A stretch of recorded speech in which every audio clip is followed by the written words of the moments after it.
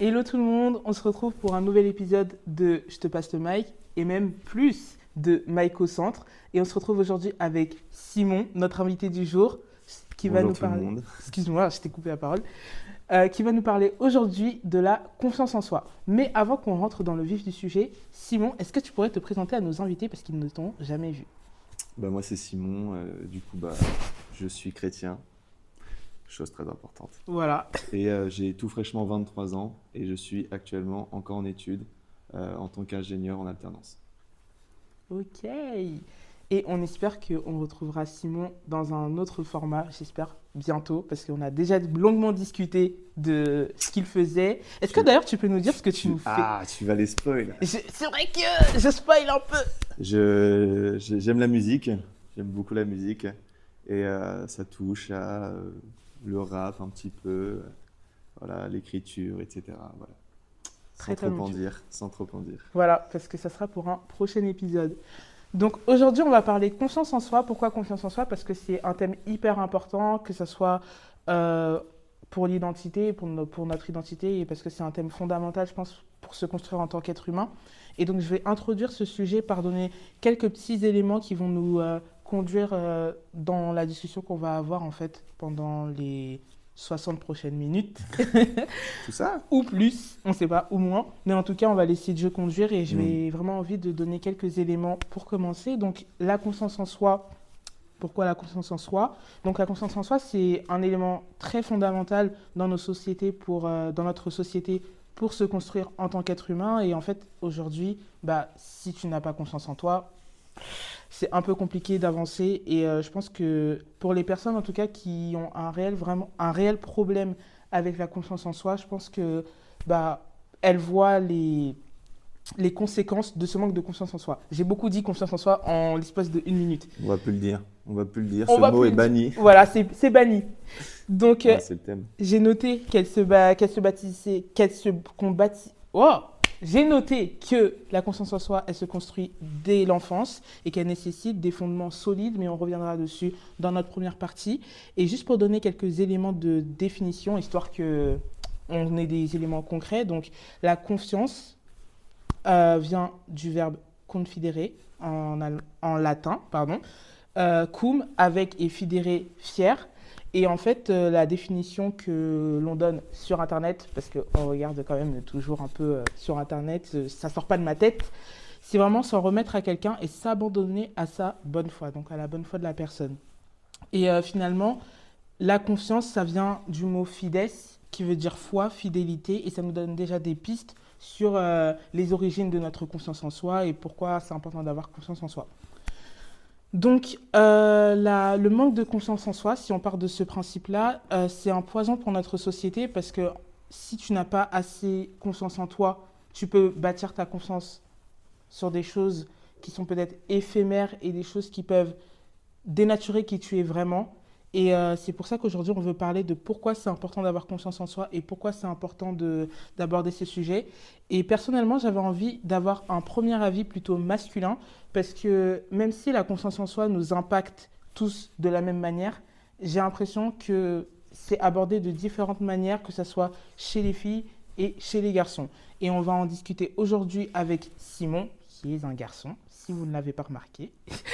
Et on va voir comment lui l'a abordé, comment lui il l'a vécu et comment lui s'est construit autour de ça. On va aussi revenir sur certains versets qui peuvent être polémiques aujourd'hui, comme Éphésiens 5, 22 à 33, qui parle du rôle de la femme et de l'homme dans le cadre du mariage. Et on va parler de tout ça.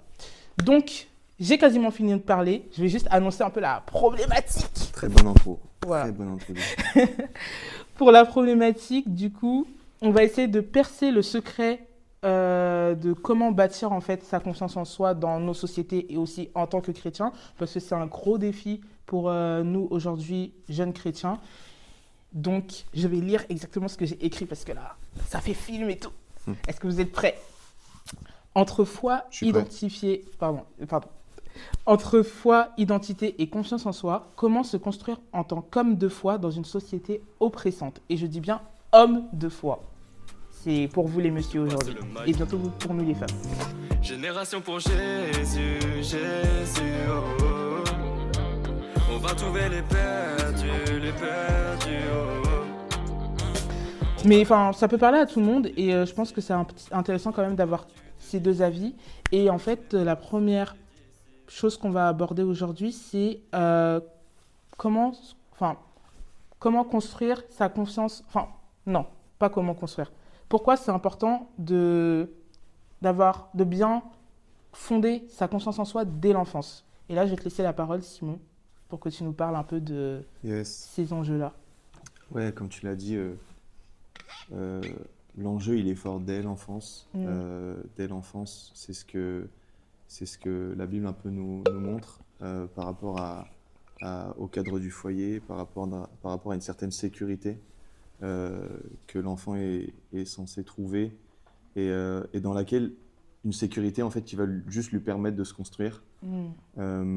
Pourquoi cette confiance en soi là, elle se crée, elle se construit dès le début? Parce qu'en fait un enfant, j'ai jamais vu un enfant manquer de sincérité. Un enfant, il se prend pas la tête, il réfléchit pas, il va pas analyser un peu qu'est-ce qui se passe autour de lui et se poser tout un tas de questions, etc. Ce genre de choses, on les retrouve un peu plus tard dans l'adolescence. Il y a certains mécanismes qui vont provoquer chez certains de l'angoisse, de l'inquiétude, du stress, des choses qu'en fait on ne retrouve pas, du moins on n'est pas censé retrouver majoritairement, on ne retrouve pas ça dans l'enfance, de par un certain cadre qu'en fait que Dieu a établi, qui s'appelle la famille. Et donc dans ce cadre-là, l'enfant va être construit par plusieurs choses. La fondation de tout, ça va être l'amour. Ça va être l'amour en fait. L'homme en général, je crois qu'il est né, il existe pour être aimé. Et c'est la conséquence de cet amour-là qui va faire qu'il va se construire. Et puis, comme je le disais l'autre jour, c'est fou, c'est ce qu'on retrouve dans 1 Corinthiens 13, quand l'apôtre Paul parle de l'amour. On voit que l'apôtre Paul décrit que l'amour, c'est la chose la plus importante. La chose, s'il n'y en a qu'une qui est éternelle, s'il n'y en a qu'une qui surpasse tout le reste, c'est l'amour. Et juste après, on voit qu'il utilise ces termes, il dit que lorsque j'étais enfant, je parlais comme un enfant, j'agissais comme un enfant. Et puis quand je suis devenu adulte, j'ai fait mourir ce qui était de l'enfant. Et en fait, cette construction-là, moi, à titre personnel, il y a eu certaines choses qui l'ont troublé. C'est des choses qui touchent de plus en plus la société aujourd'hui. Et la famille, aujourd'hui, c'est une des choses les plus attaquées, si j'ai envie de dire. C'est un peu quelque chose que je crois le diable veut détruire, en fait, dans cette société. En fait, un père, on ne sait plus ce que c'est. Une mère, on ne sait plus ce que c'est. Un mariage, on ne sait plus ce que c'est. Et on normalise certaines choses, comme le divorce. Et moi, cette expression-là, on peut en dire ce qu'on en veut, mais j'ai déjà entendu ça. Je suis un enfant du divorce. Je suis un enfant du divorce et j'en ai expérimenté les conséquences.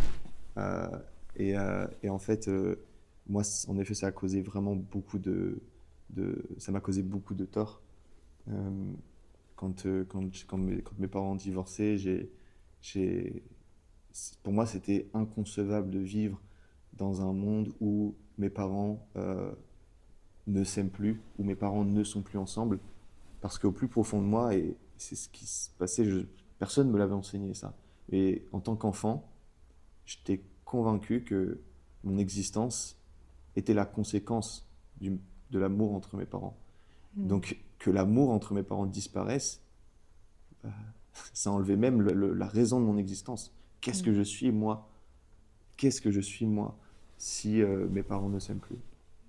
Et donc directement ça crée des troubles à partir du moment où tu n'es plus capable de retrouver, d'avoir des repères, d'avoir des appuis sur lesquels te baser. tu commences à regarder autour de toi et tu commences à te poser beaucoup de questions sur qu'est-ce que je peux faire pour changer ça. Et à ce moment-là, tu n'es plus en train de réfléchir comme un enfant. Un enfant, il ne réfléchit pas à sa survie, normalement. Il n'est pas en train de réfléchir à comment je peux sauver mes parents, comment je peux sauver le mariage de mes parents. Et, et moi, j'ai eu l'impression qu'à mes 8 ans, genre, mon enfance, elle s'est terminée, genre. Ouais. Elle s'est terminée et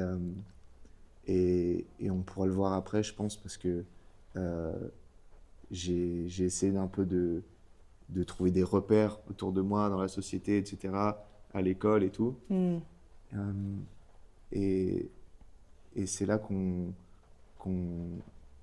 comment dire, qu'on va se mettre à choisir un peu sur quoi on base notre vie, sur le regard des autres, sur ce qu'on va dire de nous, est-ce que je suis bien dans la norme, est-ce que je suis bien dans les cases. Mm. Et, et, donc ouais, ça va. Je sais pas si on va en reparler plus tard, mais pour le moment, c'est ce que j'aurais à dire par rapport à l'enfance, qui est lié directement à la confiance en soi. Je pense que dans l'éducation, c'est aussi le rôle des parents de rassurer l'enfant. Mm. Euh, je suis touché quand je vois dans la Bible combien de fois Dieu se révèle comme un père, parfois comme une mère. Euh, il est, il montre en fait que c'est indispensable à l'homme que d'être consolé, c'est indispensable à l'homme que d'être rassuré, c'est indispensable à l'homme que d'être aimé. Mm. Et en même temps, c'est aussi indispensable à l'homme que d'être corrigé comme un père peut corriger. Et tout ça, c'est nécessaire à la construction. Euh, et j'ai envie de dire, euh, des fois, justement, on va chercher notre confiance en nous dans des choses extérieures. Et quand tu creuses un petit peu, moi j'ai déjà vu pas mal de fois des personnes qui avaient l'air très sûres d'elles. Mm. Et le Saint-Esprit me permettait de voir que ces personnes-là ne s'aimaient pas. Mm. Ces personnes-là, quand tu regardais les racines, c'était creux, quoi. C'était en profondeur, il n'y avait rien. Euh, donc, euh, donc je crois que ça commence dès l'enfance. On n'est pas tous égaux par rapport à ça. Surtout, malheureusement, dans les prochaines années, ça va être de pire en pire. Parce qu'il y a des valeurs, comme tu as parlé celle du foyer, Mm. tu as parlé du modèle que la Bible nous présente. Ce sont des choses que, malheureusement, on va voir de moins en moins.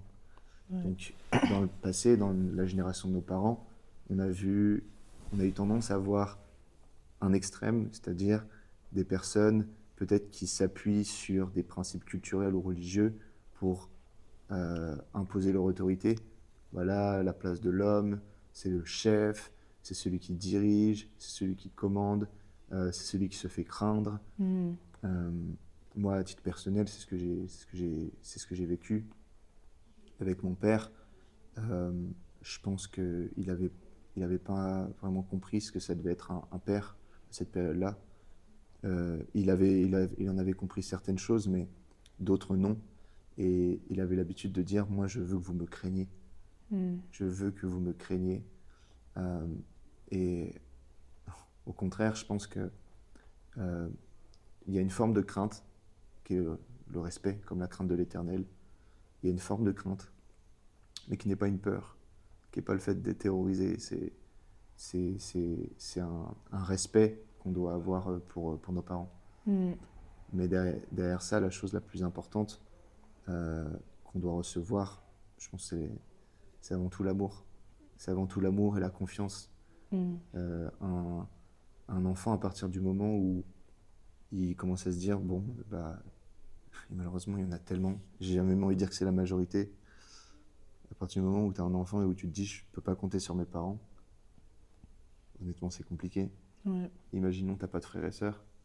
Euh, tu t'appuies sur qui? Tu t'appuies sur quoi? Mm. Et, euh, et je crois que c'est quelque chose qu'on va de plus en plus voir prochainement parce que euh, même si on a vu un certain extrême de, de voilà, on respecte le père c'est le père, la mère elle doit être soumise, elle doit se taire. Ça c'est un extrême, c'est pas ce que la Bible enseigne. aujourd'hui, on s'attend à voir, et même on tend à voir ça, on le voit de plus en plus, un déni total de qu'est-ce que c'est qu'un père, qu'est-ce que c'est qu'une mère. Et pourtant, il y a une vraie différence. Dans la parole de Dieu, il y a certains hommes de Dieu qui enseignent beaucoup sur ça. Qu'est-ce que c'est qu'un père? Qu'est-ce que c'est qu'un homme? Et un homme, un père de famille, un chef de famille, honnêtement, il a une forte responsabilité sur les épaules. Et sans Dieu, c'est pas possible. Hein. C'est un vrai ministère, c'est une vraie mission, c'est un vrai... c'est quelque chose de vraiment important, et on ne devient pas père du jour au lendemain. C'est pas possible. Je pense que j'ai dit pas mal de choses. Non, mais ouais, c'était hyper édifiant. Et il y a plein de points sur lesquels j'ai envie de rebondir, mais on peut pas Sans toi rebondir. libre, tu aurais pu me... C'est vrai, mais je voulais te tu me laisser reprends. finir de parler pour que tu gardes ton fil. Mais on reparlera des influences, de tout ce qui peut influencer, de tout ce qui peut influencer un enfant dans sa construction, et peut-être pas forcément un enfant, mais peut-être, enfin oui, parce que quelque part quand tu es adolescent, tu es encore enfant, mais de tout ce qui peut influencer une personne autre que ses parents. Mais j'ai bien aimé le fait que tu parles vraiment de cet équilibre que l'enfant a besoin d'avoir dans l'enfance. Ça m'a beaucoup parlé parce que, voilà, je vais pas rentrer dans les détails de ce que j'ai pu vivre. Parce Dis-nous que tout, Christy. il y a des choses qu'on peut pas tout raconter sur Internet, mais voilà. Moi, je me retrouve beaucoup dans l'idée que l'enfant, il a besoin d'une stabilité, et que la première source de stabilité dont il aura besoin, c'est au sein de sa famille. Et quand je dis la famille, c'est pas forcément les grands-parents et la famille élargie, mais vraiment ton père et ta mère. Et toi, en fait, ça s'est traduit par le divorce de tes parents, cette destruction de l'équilibre que tu avais. Et quelque part aussi, l'équilibre que tu avais concernant ta vision de l'amour. Parce que, en fait, tes parents aussi, c'est les premières personnes qui te montrent ce que c'est que l'amour. Parce que dans la manière dont ils t'apportent leur amour, mais aussi dans la manière dont ils s'apportent de l'amour l'un envers l'autre.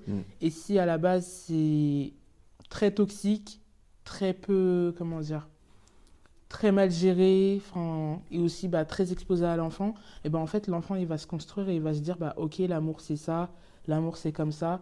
Et même au sein d'un foyer chrétien, tu vois, tu peux apprendre qu'est-ce qu'est l'amour selon la Bible, donc comme tu disais 1 Corinthiens 13, etc.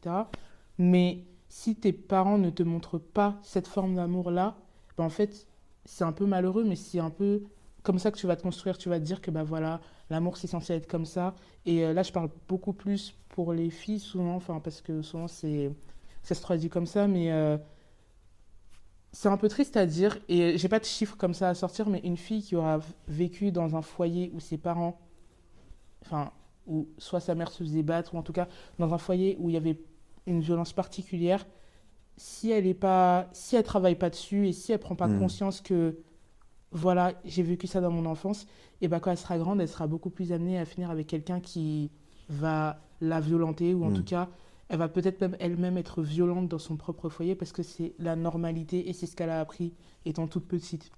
Et c'est pour ça que je pense que là où c'est super intéressant, c'est que en tant que parent, c'est hyper important de montrer le bon exemple à son enfant. Et comme tu as dit, tu ne deviens pas père du jour au lendemain, mais d'un autre côté, tu n'apprends jamais vraiment à être un bon père, ni à être une bonne mère.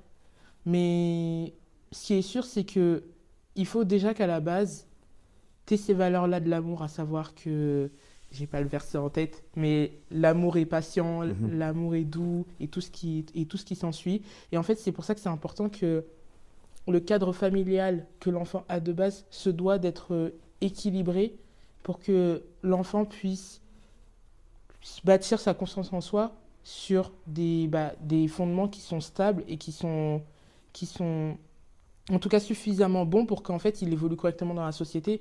Parce que là, on parle de la confiance en soi et de comment l'enfant va se percevoir après dans la société, mais il y a aussi la manière dont l'enfant va agir envers les autres. Est-ce que il va devenir égoïste? Est-ce qu'il va au contraire toujours se mettre en retrait et jamais en fait vraiment s'exprimer? Et je trouve que c'est hyper intéressant parce que en fait, la confiance en soi, c'est pas seulement important pour nous-mêmes, mais c'est aussi important pour les relations qu'on aura avec les autres. Et souvent, quand on ne prend pas conscience de ces choses-là, on fait subir aux autres les conséquences de ce qu'on a vécu étant petit. C'est un peu bizarre dit comme ça, mais on prendra le temps d'en reparler. Je capte carrément et je sais pas si je peux rebondir vite fait sur ce que tu viens de Si dire. tu peux, ouais. Quelque chose qui est tellement important et qui existe. Parfois, on va voir un père qui va chercher à ce que son fils fasse ce que lui n'a pas pu faire. On va avoir une mère qui va aussi... et inversement, ça peut être un père pour sa fille ou même une mère pour son fils, hein, peu importe. Mais un bon père, une bonne mère, c'est quelqu'un qui va l'aimer, qui va comprendre que cette personne-là, elle n'est pas non plus, elle n'est pas qu'une extension de moi. Elle est une personne à part entière. Elle ne m'appartient pas qu'à moi, elle appartient aussi à Dieu. Et j'apprécie tellement quand j'écoute certains parents ou certains futurs parents qui disent « Seigneur, je te donne mon enfant. » C'est ce que Abraham, le père de la foi, a fait. Je te donne mon enfant, il ne m'appartient pas. En soi, en fait, c'est une manière de dire « Waouh, c'est toi qui m'as donné la charge de cet enfant. C'est toi qui m'as donné la responsabilité de cet enfant. C'est un trésor. Mais le grand maître de toutes ces choses, c'est toi. » Et en enfant, il y a certains parents qui aimeraient que leurs enfants restent toute leur vie à la maison et ne partent jamais. Comme il y a d'autres parents qui ont hâte d'une seule chose, c'est que les enfants partent pour être un peu tranquilles. Peu importe, il y a une certaine position d'humilité et un équilibre à avoir par rapport à ça. Et on peut en voir les conséquences. C'est des fois, et ça je l'ai vécu aussi, mais mon père il me disait souvent, je me vois en toi. Donc mon père se voyait en moi. Et du coup, il était très dur avec moi. Donc en fait, il avait une difficulté à s'aimer lui, qui le répercutait sur moi. Ouais. Ça, c'est quelque chose de super important parce que toute ma vie, du coup, je me suis mis un peu à me dire que ouais, je méritais. Je méritais qu'on soit dur avec moi et etc. Comme si c'était juste ce qui s'était passé là. En soi, non, c'est pas juste. Ton fils, en tant que parent, peut-être c'est pas facile, peut-être s'il y a des parents qui nous écoutent, je pense que c'est pas facile et je le suis pas encore, mais de reconnaître que ton enfant n'est pas uniquement ton enfant. Et d'ailleurs, un jour, il sera un homme et ça sera en partie grâce à toi, en tant que parent, mais pas que. Mais pas que. Et j'ai un très, très, très bon ami à moi qui a eu une très bonne enfance, une très bonne éducation. Et puis, un jour, il a rencontré Dieu. Il a été touché par l'amour de Dieu, chamboulé par l'amour de Dieu, et il a décidé de donner sa vie à Jésus et de se faire baptiser. Quand ses parents ont appris ça, ils ont dit mais je comprends pas, t'as manqué de quoi? Pourquoi est-ce que tu aurais besoin de... Et en fait, ils l'ont pris pour eux, en mode, bah, on n'est pas suffisant, nous. On t'a pas donné suffisamment. Pourquoi tu as besoin de t'appuyer sur un Dieu? Pourquoi tu as besoin de t'appuyer sur une croyance? Qu'est-ce qu'on a échoué? Dis-nous, fais-nous un Rex, fais-nous un retour d'expérience sur ce qu'on a échoué et tout. Et ça, c'est un peu l'orgueil des parents. Parce que demain, ton fils, il est en dépression. Alors oui, si demain ton fils est en dépression, il a des pensées suicidaires. Oui, tu auras une responsabilité, bien sûr. Mais ce n'est pas toi qui es Dieu, en fait. Tu es parent, tu n'es pas Dieu. Et un enfant qui a une bonne construction, je pense que c'est aussi beaucoup, ça va beaucoup être lié à la manière dont les parents lui amènent à se découvrir lui-même et de dire, tu sais, toi, tu es une créature de Dieu. Mm. Je ne vais pas venir faire de politique ou de dire ce que certains peut-être veulent entendre, parce que on peut être le meilleur parent du monde si on n'a pas la mention de Dieu dans une éducation, il manque quelque chose. Mm. Il manque quelque chose. Ça ne veut pas dire que demain, l'enfant ne pourra pas vivre sa propre expérience avec Dieu, mais un bon parent, c'est quelqu'un qui lui dit, tu sais, moi je t'aime, mais Dieu t'aime encore plus que moi. Mm. Dieu doit être ton ami. Donc ça fait aussi partie pour moi des choses, des fondations aussi d'une confiance en soi. Et même ce terme en confiance en soi, on en reviendra après. Il est très controversé. Voilà, on en reviendra après de ce terme-là, mais c'est ce que je voulais ajouter. Ok, c'était hyper édifiant et ça m'a fait penser à un verset quand tu parlais du fait que il faut savoir remettre son enfant entre les mains de Dieu parce que c'est ton enfant, ok, mais c'est avant tout la création de Dieu. Et j'ai beaucoup aimé aussi le passage, enfin le moment où tu disais que en tant que parent c'est important, je pense même en tant qu'enfant, enfin, surtout en tant qu'enfant, d'entendre une fois dans sa vie, je t'aime, mais Dieu t'aime plus que moi. Et tu peux compter sur lui. Parce que, mine de rien, je pense que beaucoup d'enfants qui ont été brisés dans leur enfance, et beaucoup d'adultes maintenant qui ont été brisés dans leur enfance, quand ils font cette rencontre avec Jésus, bah souvent ça peut être ça, le déclic qui fait que, ok, il faut que je me reprenne en main, parce que, ok, j'ai vécu dans un foyer qui n'était pas forcément sain, j'ai vécu des choses pas forcément saines, mais de me rendre compte que Dieu m'aime avant même que mes parents m'aiment, et ben ça peut tout changer dans leur vie, tout changer dans leur manière de voir les choses. Et on verra à travers ce podcast que c'est vraiment une boucle. Là, on va aborder les choses point par point, étape par étape, de l'enfance, adolescence à l'âge adulte. Mais c'est une boucle en fait. Parce que bah, on est appelé à être des adultes et nous aussi des parents et ça va juste se répéter. Et juste pour revenir sur du coup, ce passage-là, dans Jérémie 1,5,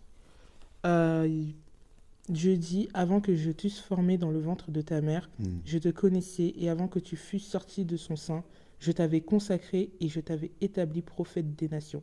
Et je trouve que ce verset, il est incroyable, parce que bah, voilà, on est sur le podcast de Je te passe le mic, et on veut quand même parler de service à la fin, mais c'est vraiment la base, et c'est incroyable. Et il y a plein d'autres versets qui parlent de ça, mais on y reviendra à la fin.